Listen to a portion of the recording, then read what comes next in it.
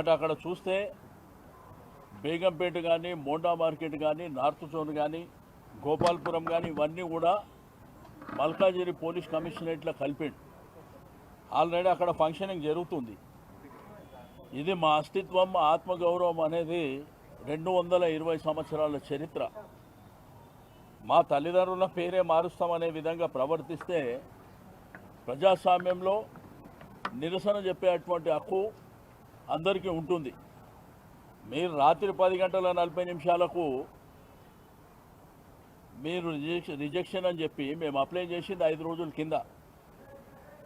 ఒకవేళ మీరు నిన్ననో మొన్ననో రిజెక్షన్ చేస్తే మేము కోర్టు ద్వారా పర్మిషన్ తీసుకుంటుంటే, ఈరోజు ముఖ్యమంత్రి గారు ఎక్కడన్నా పోతేనేమో అందరిని అరెస్ట్ చేస్తారు ప్రతిపక్ష పార్టీలని. వాళ్ళేమో ఇష్టానుసారం ర్యాలీలు చేసుకోవచ్చు. సెక్రటరేట్ రిస్ట్రిక్టెడ్ ఏరియా, సెక్రటరేట్ ముంగట కూడా ముఖ్యమంత్రి గారు పాదయాత్రలు చేసుకోవచ్చు. కానీ ప్రజాస్వామ్యం లోపల మాకు హక్కు లేనట్టు మా అస్తిత్వం, మా సికింద్రాబాద్ ప్రజలు 220 సంవత్సరాల చరిత్ర ఉన్నటువంటి మా ప్రాంతాన్ని, మా ప్రాంతం పేరు లేకుండా మా అస్తిత్వం మీద దెబ్బ కొట్టినప్పుడు ప్రజాస్వామ్యబద్ధంగా మేము నిరసన చెప్పేటువంటి కార్యక్రమాన్ని ఈరోజు ఏర్పాటు చేసుకున్నాం. మీరు చూస్తే ఒక కర్ఫ్యూని తలపించే విధంగా కొన్ని వేలాది మంది పోలీసులు పెట్టి ఎక్కడదక్కడ అరెస్టుల పర్వం కొనసాగించడం అనేది దుర్మార్గమైనటువంటి చర్య. దీన్ని తీవ్రంగా ఖండించడమే కాకుండా మళ్ళీ ఫస్ట్ వీక్లో కోర్టుకు పోతాం, న్యాయపరంగా పర్మిషన్ తీసుకొని మళ్ళీ ర్యాలీ కంటిన్యూ చేస్తామని చెప్పి నేను ఈ సందర్భంగా తెలియజేస్తూ ఉన్నాను. ఎట్టి పరిస్థితుల్లో మా సికింద్రాబాద్ అస్తిత్వం మీద, జంట నగరాలంటే హైదరాబాద్ సిటీలో ట్యాంక్ బండ్ రైట్ సైడ్ ఏమో హైదరాబాద్, లెఫ్ట్ సైడ్ ఏమో సికింద్రాబాద్, ట్విన్ సిటీస్ అని ఎప్పుడో చరిత్రలో ఉన్నటువంటి పేర్లు. ఒకటి హైదరాబాద్ రెవెన్యూ డివిజన్ ఉంది, రెండోది సికింద్రాబాద్ రెవెన్యూ డివిజన్. ముఖ్యమంత్రి గారేమో మల్కాజిగిరి, సైబరాబాద్, హైదరాబాద్ అని నామకరణం చేసిండు. మీ టీవీలో, పేపర్లలో కూడా అవి వచ్చినటువంటిది మీరు చూశారు.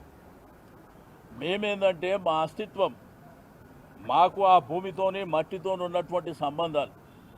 ఇప్పుడు మా ఎమ్మెల్యేలు అంబర్పేట కాలేరు వెంకటేష్ గారు, ముషిరాబాద్ ఎమ్మెల్యే గోపాల్ గారు, నేను మా ఇంటి దగ్గరకు వచ్చి అరెస్ట్ చేస్తామంటారు. దేనికి అరెస్ట్ చేస్తాం?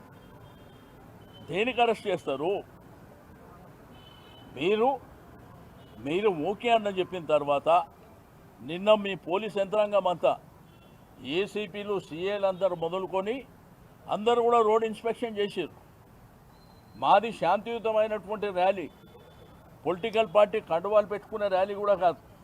దాంట్లో అందరిని ఆహ్వానించినాం.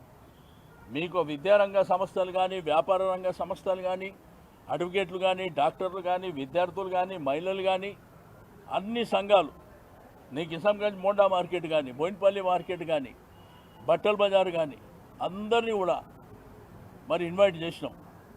బట్ ఇదేం పద్ధతి? ఈ పద్ధతి లేకుండా ఇష్టానుసారంగా పోలీసు రాజ్యం నడిపిస్తామనుకుంటే మీ కర్మ మేము చేసేది ఏం లేదు. ఇది శాశ్వతంగా మాత్రం ఈ ప్రభుత్వానికి మంచిది కాదు, అది గుర్తుపెట్టుకోవాలని చెప్పి నేను ఈ సందర్భంగా తెలియజేస్తూ ఉన్నాను. ఓకే, ఇవాళ మీరు పైశాచిక ఆనందం పొందిండొచ్చు, కానీ అల్టిమేట్గా మళ్ళీ చట్టపరంగా, న్యాయపరంగా మేము పర్మిషన్ తీసుకొని మళ్ళీ ఫస్ట్ వీక్లో ఈ కార్యక్రమాన్ని కార్యాచరణ చేస్తాం.